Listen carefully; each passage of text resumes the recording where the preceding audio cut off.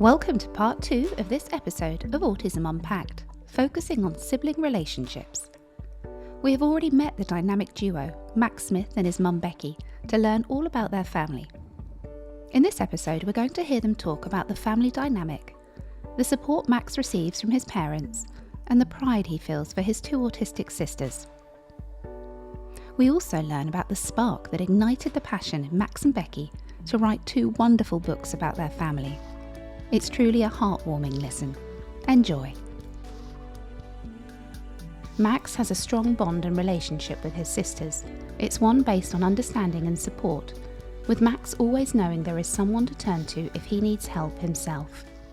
Max, let's ask you some questions.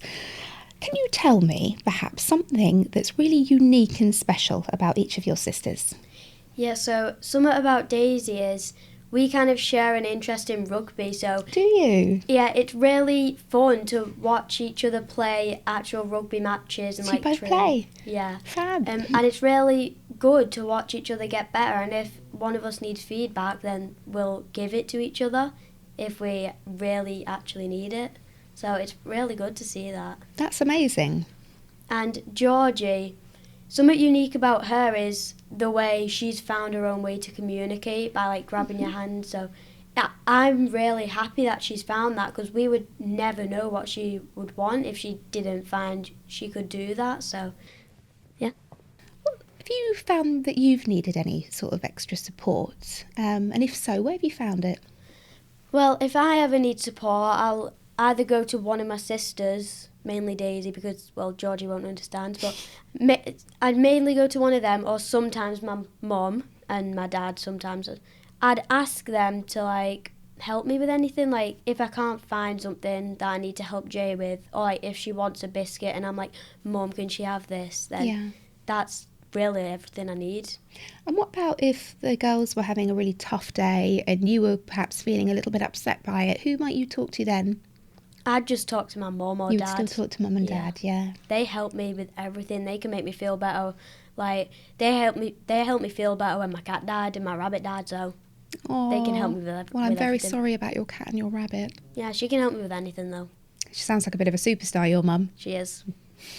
She's like the hero of the house. Oh, maybe we can get her a cape. Oh, yeah, that'll be good.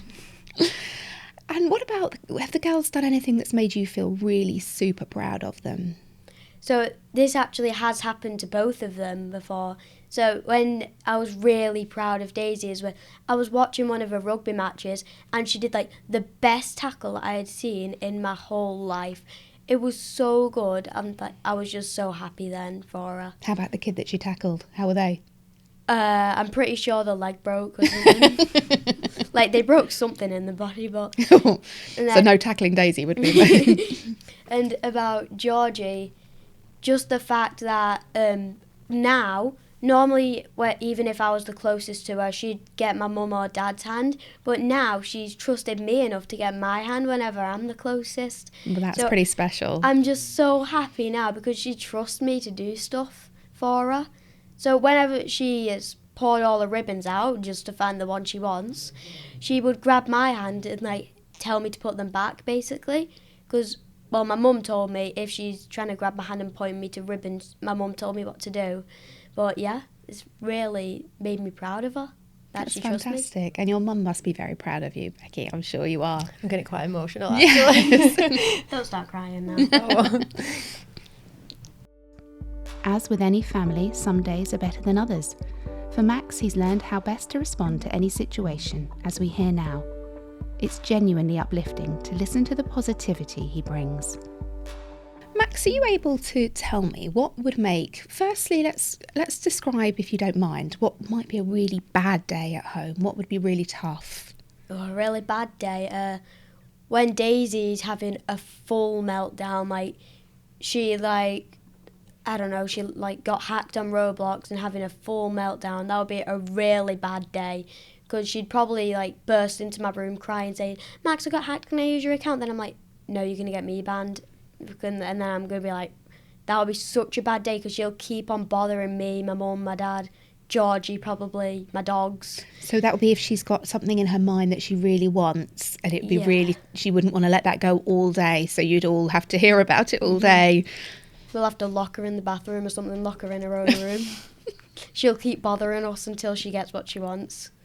And if Georgie was having a really bad day, that would be so bad. It might be the worst day of my life if she has a meltdown. She'll be crying all day. We don't know what she wants. She'll throw everything on the floor, because when she's done with something, she throws it on the floor, even if it's like food in public. She'll just throw it. And a really bad day is when she won't take anything. She's not eating, she's not drinking, and we just don't know what she wants. So it'd be the worst day ever. And that must be quite scary as well if she won't eat or drink anything. Yeah. All right, tell me then, what makes a really good day? A really good day for Daisy is when she's happy, she gets what she wants. It's just a really good day. Yeah. She doesn't bother anyone, she's just doing what she wants, really. So that's a good day. And can I just ask you, if I'm just going to go back to the bad day, if this really bad day was going on and both of the girls were really dysregulated and they were having a really tough time, what would you do? I mean, I'd just try and help them. Like, I'd offer everything to Georgie. I'd ask Daisy what she wants. If she wants my account, then no. But anything Anything else, but that. anything but that. But yeah, if I'd just try and support them, tell them that it's going to be okay.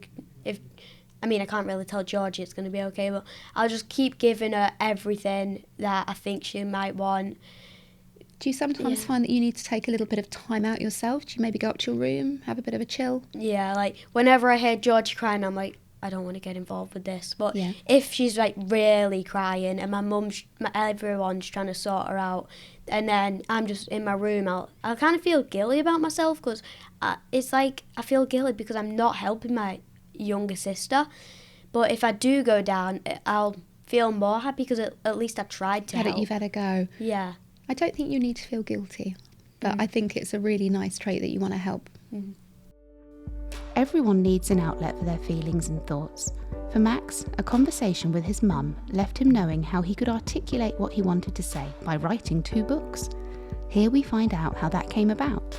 Now, Max, we mentioned right back at the beginning of the episode that you have written a book. You've actually written 2 books, haven't you? Yeah. Would you like to tell me a little bit about these books?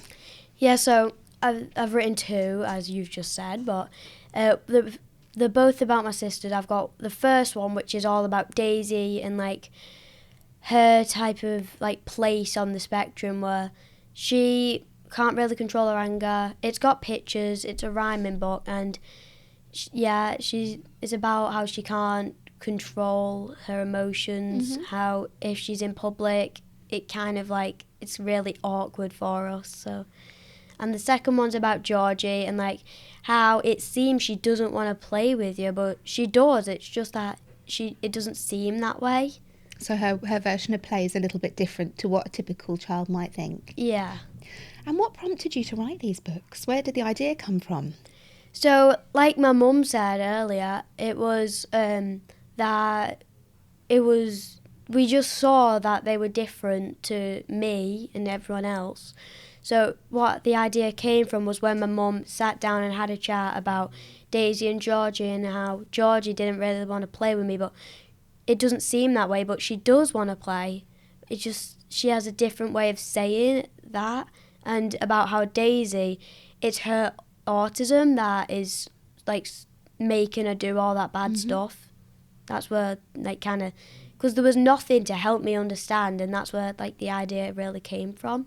And Becky, did you find that you were perhaps looking for something to explain to Max why his sisters were a little bit different? Yeah, so when Daisy got diagnosed, she was at an age where she could understand. So I found some books, some reading material for her to understand why she was feeling the way she was feeling, why maybe she was acting the way she was acting. And I thought to myself, well, I've got that for Daisy. Max is still at home. He's still living this day in, day out. I'll see if there's anything. And I couldn't find anything on his level for him to understand why things were going on why he was seeing things what he was seeing at home, why Daisy was behaving the way she was. I couldn't find anything to explain to him. Obviously, we sat down and had a conversation with him, but I thought it might have been nice if there was... There is something nice about a book, isn't there? Yeah, like pictures, rhyming, something so it's not just like a serious conversation, if you will. It's not that easy to have serious conversations with a 5-year-old. So that's where the idea came from. We thought it'd be a really nice thing for other children to have. They can read through the book, know that they're not on their own, they're not in this situation by themselves. There is a lot of other people in similar, it might not be the exact situation that you're in, but there's a lot of people in similar situations to you. And we know as adults how isolating it can be. You know, we've talked about leaving your job, you might not get invited to social occasions, and we need to feel that we're not the only ones. And we can kind of seek out a network on social media, we can go to support groups if we want to. But for children, they're often overlooked in this situation. There often isn't anything to explain to them and make them, as you said, feel less alone. And one of the lovely things about these books is it doesn't talk down to the reader. They're quite witty, they're written in rhyme, which I love, and they are smart books, you know. Do you know what I mean? They're not baby books, are they? Yeah, no, so I wanted the information to come across to the child. I wanted them to understand, but in a way, like in a fun way, not a babyish way, the correct way to learn about it, but in a fun way. Writing books together was a learning experience for Becky and Max. It also put them through the emotional ringer. This part of the conversation goes to the very heart of what they went through. It's emotional. Max, what was it like working with your mum on a book? It was like really fun. I was helping give the ideas for the book. Because when we were talking, I was like technically giving information to my mum about the book of what to write, because I was talking about like, I want to help, but like, you say it's okay, you don't need any, but I can tell you do. But like, yeah, I was helping with the ideas and stuff for the book, saying like that. And did you guys learn anything about each other in the process, do you think? Yeah, I found out that my mum was struggling a lot more than I thought she was with 2 autistic children. And how did that make you feel to discover that your mum was perhaps struggling a bit more than you thought? It made me even more sad and upset than I already was, because I knew she was struggling, but I didn't know she was struggling as much as she actually was. So it made me upset when I found out she's struggling a lot, and I didn't know that's how much she actually was struggling. I think that's because often parents or mums, we will try and put a big brave face on, won't we? And perhaps sometimes it is important that we take our own mask down and say that we're struggling a little bit. And Becky, did that make you feel quite vulnerable? Yeah, it did. It was a really emotional process, especially talking to him and hearing the things that he had to say as well about his sisters and his struggles and how he felt when we were out and maybe people were stirring and he was a little bit embarrassed and wondering why they were looking, because for him this is the norm for him. And when we were writing them, it was it was a lot emotional. So you have seen me in tears a few times, haven't you? I have. It's every time he reads it as well. It's every time I'm in a school assembly. I know. Oh yeah, we cry over a lot, we do. And I'm just thinking as well, Max, you said that you wanted to help, but Mum always said, you know, you don't need to help, you know, you're a kid, I guess. And so for you to have that kind of open dialogue where he's saying, actually, Mum, I really want to help. It will make me feel more part of this family, more connected to my sisters. That's a conversation that quite often a mother and a son wouldn't have. So it must have really kind of helped the dynamic between the two of you. Yeah, it did. It opened a lot of doors in the conversations that we were having. But then it was really easy once the initial sitting down and starting talking about it. We learned a lot about how each other was feeling, because obviously I'm the adult in the situation, he was a young child at the time. We've both got different perspectives on things, on the same situation, so it was really nice working with him on it. And he does want to help, which now he's a little bit older, he does help a lot with Georgie, but at the time he wanted to help with when Daisy was like hitting us and things like that. He wanted to put himself in the way, and we had to be a little bit like, no, you they can't look after you, kid. I know you want to help, but will help in a different way, will not help it's gone a little bit too far.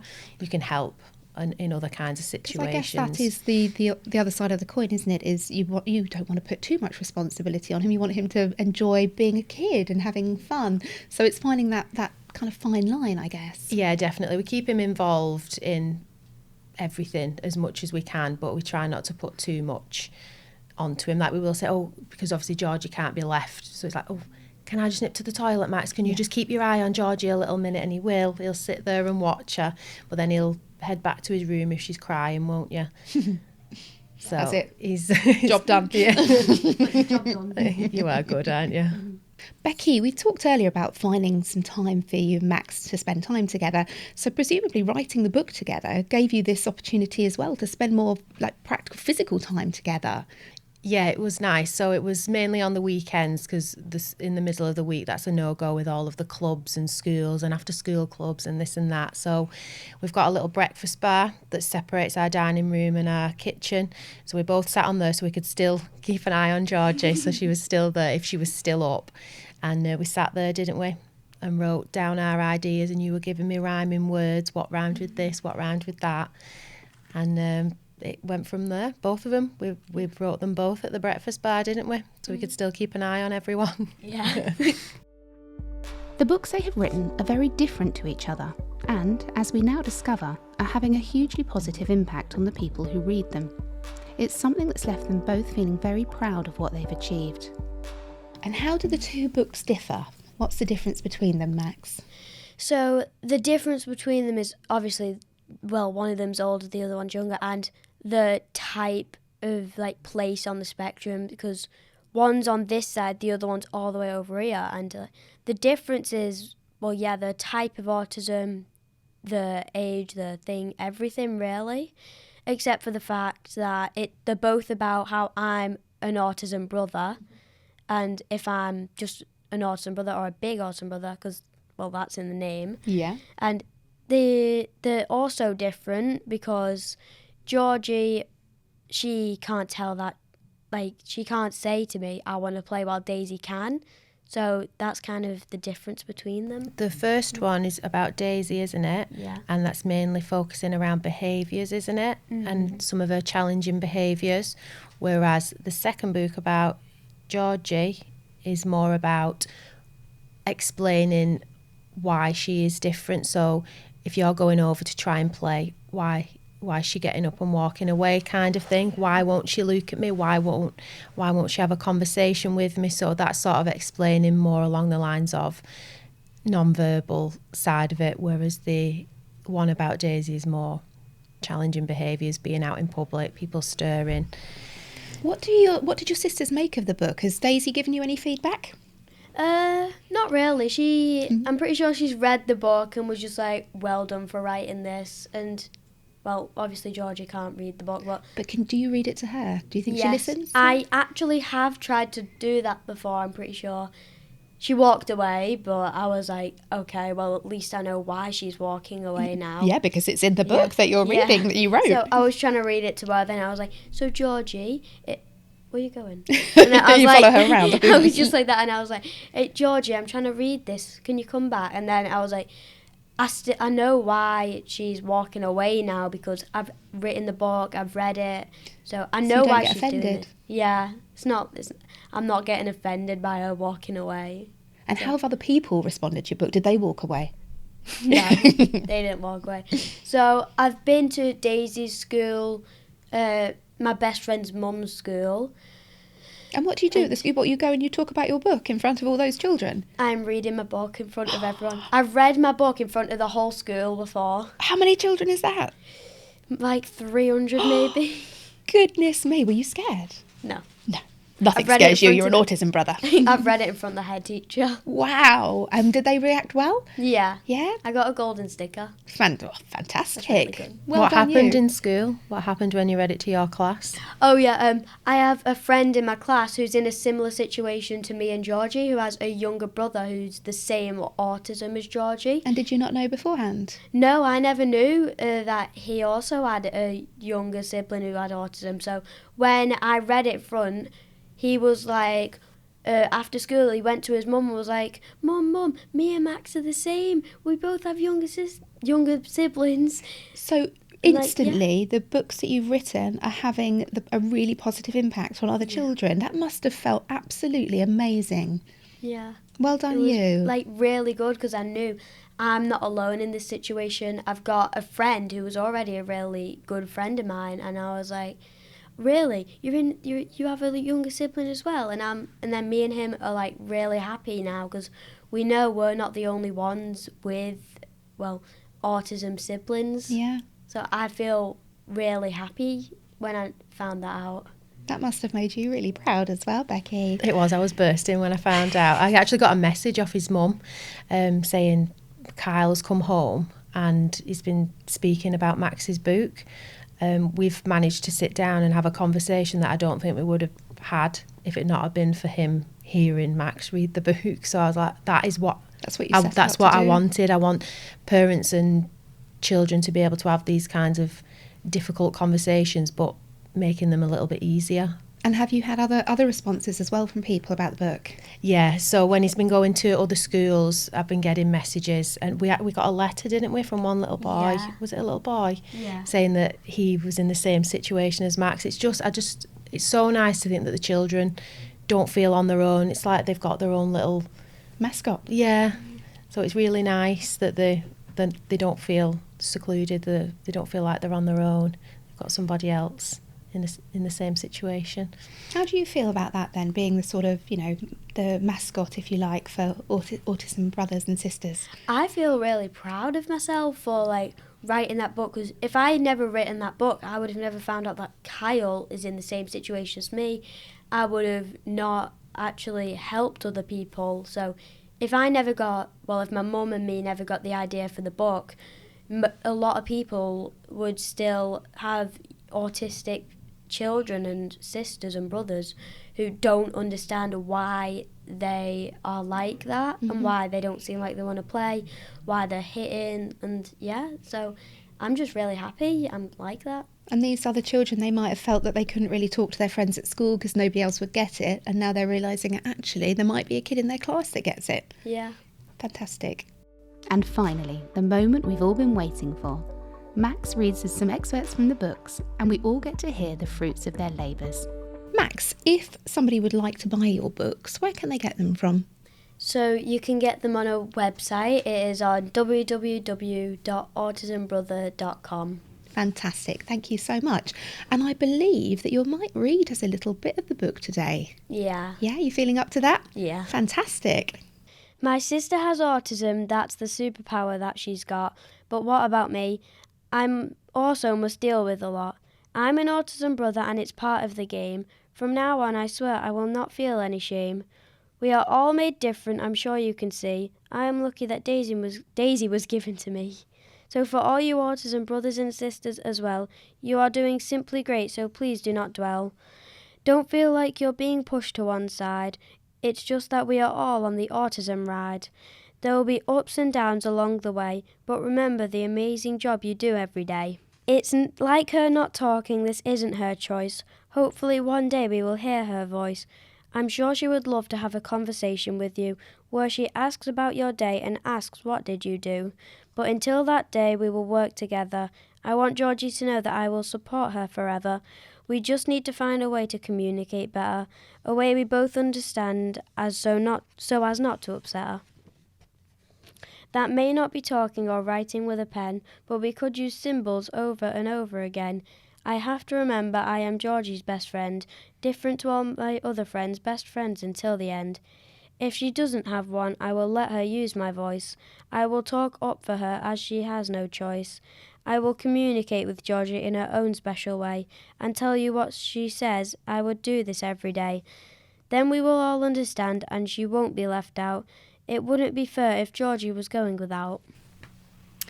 Well, Max, I don't know if there's a dry eye in the studio right now because I've got a little bit leaky. What beautiful reading of two incredible books. You should be so proud of yourself. I don't need to tell your mum to be proud of you because I can see from here that she's absolutely beaming. I think those sisters of yours are incredibly lucky to have you as their brother. I really, really do. What a delight you've been. Thank you for coming on today. Thank you for having me. Being a sibling in an autistic family can bring pride, resilience, empathy, and deep connection. It can also bring questions, big feelings, and moments that feel hard. But with open conversations, thoughtful support, and space for every child's experience, we can make sure that siblings feel just as seen and valued. If you would like to explore this topic further, we will include helpful resources in the show notes, including sibling support, organisation, and guidance for families navigating autism together.